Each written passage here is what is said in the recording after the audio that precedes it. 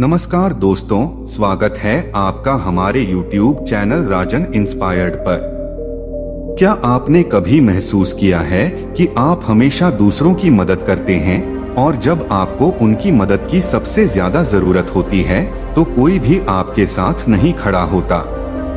क्या कभी ऐसा हुआ है कि आपकी दयालुता को लोग आपकी कमजोरी समझने लगे हों? आज मैं आपको एक ऐसी कहानी सुनाऊंगा जो आपको सोचने पर मजबूर कर देगी। यह कहानी एक भिक्षुक की है जो अपनी दयालुता के कारण अपार कष्टों का सामना करता है। लेकिन यही भिक्षुक जब एक दिन गौतम बुद्ध के पास जाता है और अपनी परेशानियां बताता है तो बुद्ध उसे ऐसी सीख देते हैं जो न केवल उस भिक्षुक के जीवन को बदल देती है बल्कि हम सभी के जीवन में एक महत्वपूर्ण संदेश छोड़ जाती है।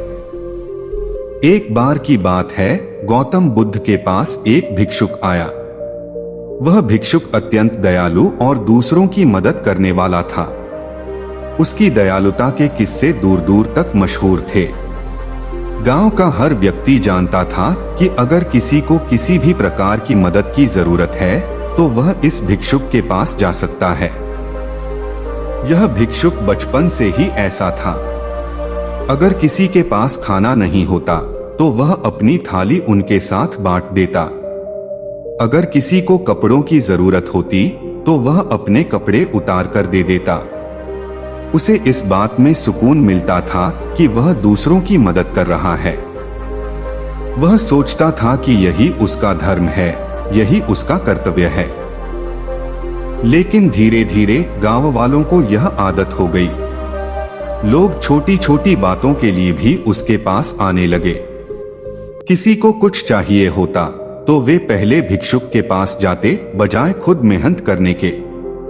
गांव के एक लालची व्यक्ति ने तो इसे अपना स्वार्थ साधने का जरिया बना लिया। वह हर दिन भिक्षुक के पास जाता और उससे कुछ न कुछ मांगता। कभी अनाज, कभी कपड़े, कभी अन्य चीजें। और भिक्षुक अपनी आदत के अनुसार उसे हर बार दे देता। वह सोचता कि अगर मेरे पास कुछ है और कोई इसकी जरूरतमंद है तो मैं उसे क्यों न दूं? समय बीतता गया। भिक्षुक की सारी संपत्ति खत्म हो गई। उसके पास न खाने को बचा न पहनने को। लेकिन गांव वालों की मांगे खत्म नहीं हुई। भिक्षुक की स्थिति खराब हो गई।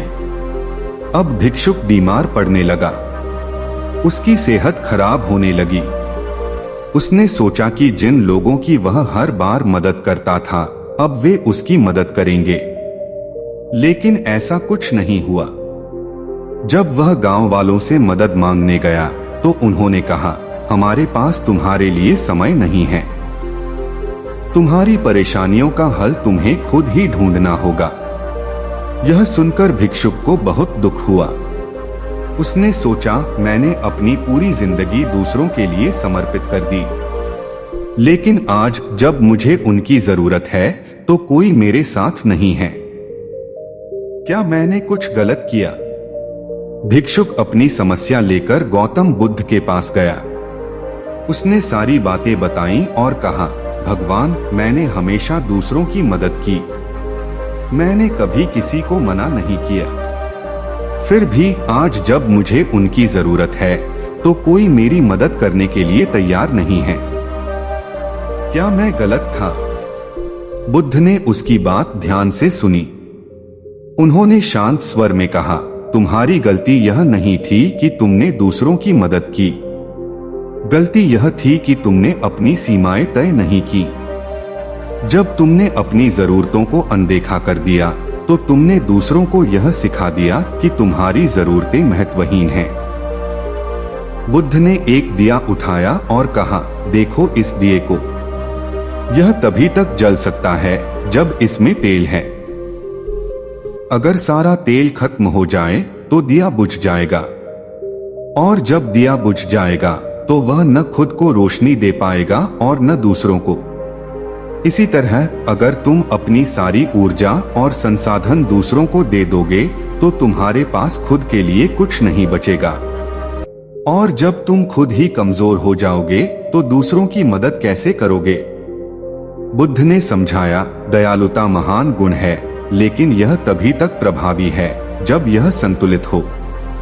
अगर तुम हर किसी को हर समय मदद करते रहोगे तो लोग तुम्हारी दयालुता को कमजोरी समझने लगेंगे। उन्होंने यह भी कहा, हर किसी की मदद करना तुम्हारा कर्तव्य नहीं है। तुम्हारा पहला कर्तव्य है खुद की देखभाल करना। अगर तुम खुद स्वस्थ, खुश और संतुलित हो तभी तुम दूसरों की मदद कर पाओगे। इसलिए दूसरों की मदद करते समय अपनी सीमाएं तय करना सीखो। अब इस कहानी को आज के संदर्भ में समझते हैं। एक ऑफिस का उदाहरण।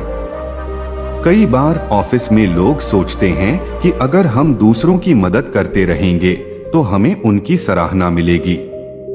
लेकिन क्या होता है? वे आपकी मदद को आपका कर्तव्य मानने लगते हैं। और जब प्रमोशन का समय आता है तो आपका नाम तक नहीं लिया जाता। रिश्तों में भी यही होता है।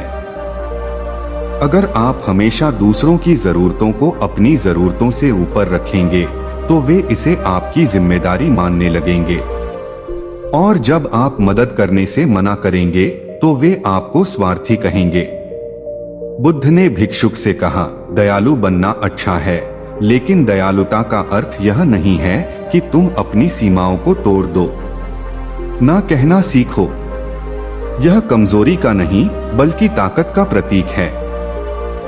और यह सुनिश्चित करो कि तुम अपनी खुशियों और जरूरतों को प्राथमिकता दो। जब तुम खुद खुश होगे तभी तुम दूसरों को सच्ची मदद दे पाओगे। दोस्तों, गौतम बुद्ध की यह कहानी हमें सिखाती है कि जरूरत से ज्यादा दयालुता न केवल हमें कमजोर बनाती है बल्कि हमारे आसपास के लोगों को भी आलसी और निर्भर बना देती है।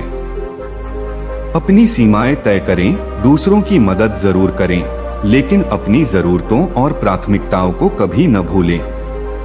अगर आपको यह कहानी प्रेरणादायक लगी हो तो कृपया लाइक करें, शेयर करें और चैनल को सब्सक्राइब करना न भूलें। हम जल्द ही और भी प्रेरणादायक कहानियों के साथ वापस आएंगे। नमो बुद्धाय।